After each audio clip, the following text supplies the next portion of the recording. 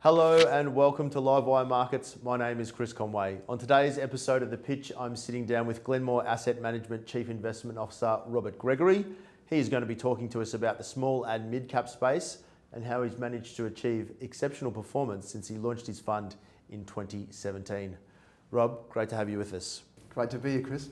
For those who don't know you, Rob, can you just tell us a little bit about your journey and how you came to found Glenmore Asset Management? Sure. Look, I studied commerce at Melbourne Uni. After that, worked at a few corporates, financial services firm, and then in consulting. But even then, back in my 20s, always had a strong interest in the equity markets, and really did a lot of reading of books and reading about the great investors. So I always had a strong interest in the equity markets.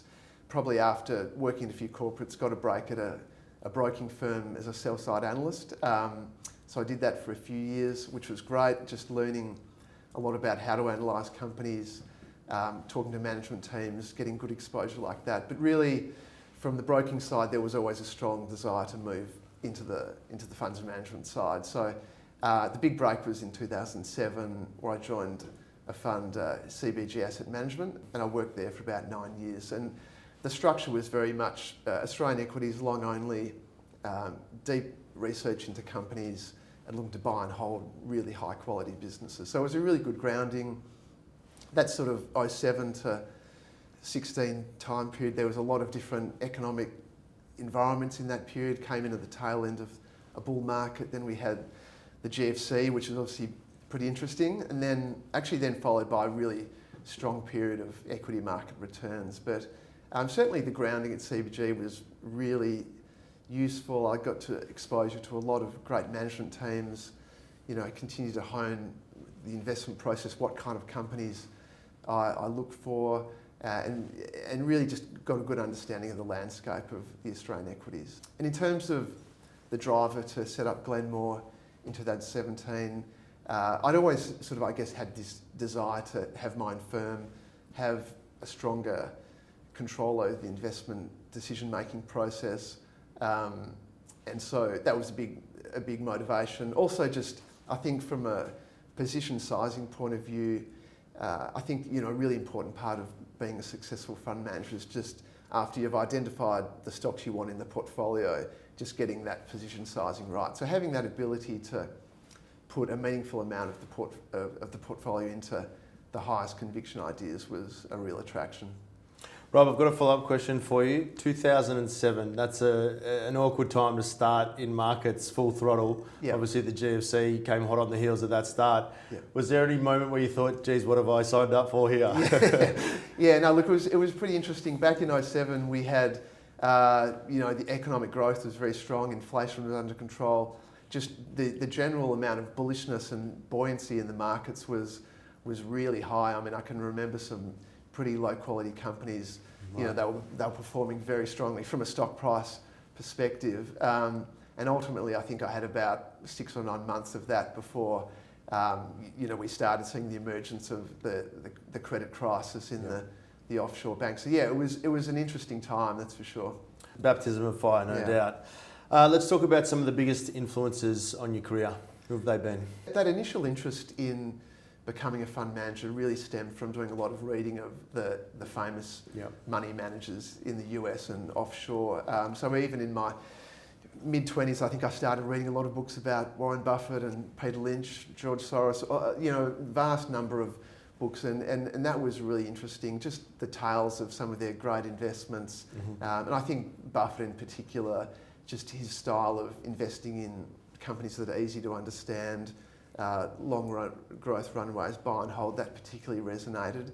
So that was interesting. It's some of the Masters of the Markets books detailing the great Australian fund managers was really interesting. So just proving that, how they operate and how they've grown their funds management business. So that was probably the biggest influence, just, to get into the industry. I also call out my wife as being a big supporter. I'm sure it's tough being married to a fund manager, so I definitely call her out as well. Fantastic.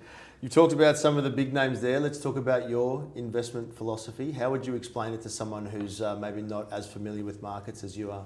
The overriding philosophy is to invest in quality businesses at attractive prices.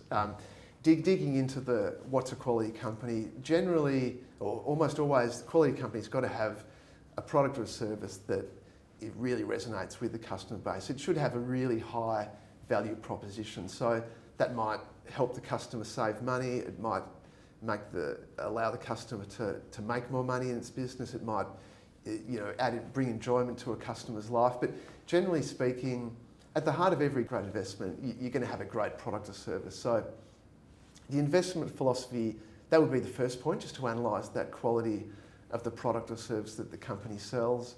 You'd probably be looking at the addressable market. So a large addressable market is ideal. It gives the company a long runway for growth.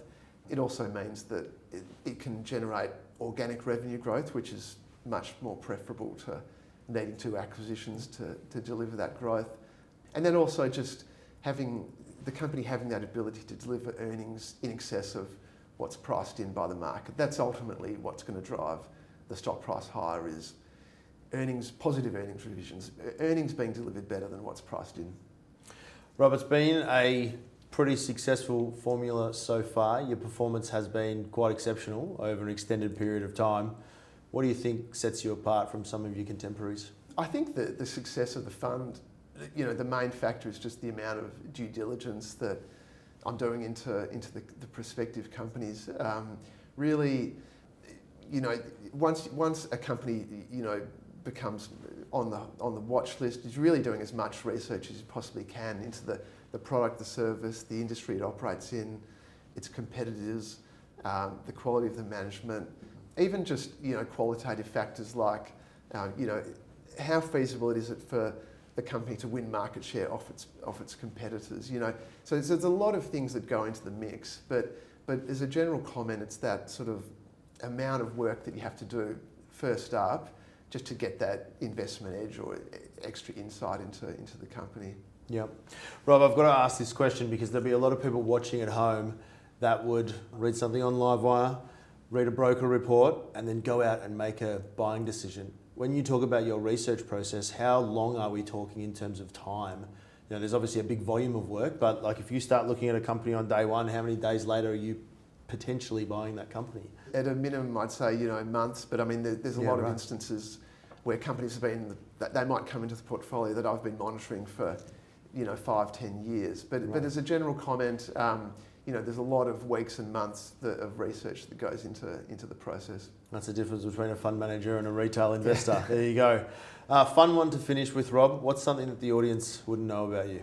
Yeah, look, I've got two young, very sporty boys, aged 9 and 12. So they play a lot of footy and cricket, and I certainly do a lot of help with their sports teams, coaching, assistant coaching team managers, and actually ran the local Auskick at Glen Iris for 3 or 4 years. So, I mean, that sort of thing is a nice change up after having been in front of the computer screen all week, just to get out and do some stuff with the boys. Yeah, that's nice. As soon as the market closes, mate, it's tools down and you get to be with the boys. That's great. Absolutely. Fantastic. Thanks so much for sitting down with Livewire today. Thank you. If you enjoyed that episode of The Pitch as much as I did, make sure to give it a like and don't forget to follow our YouTube channel because we're adding lots of great content just like that every single week.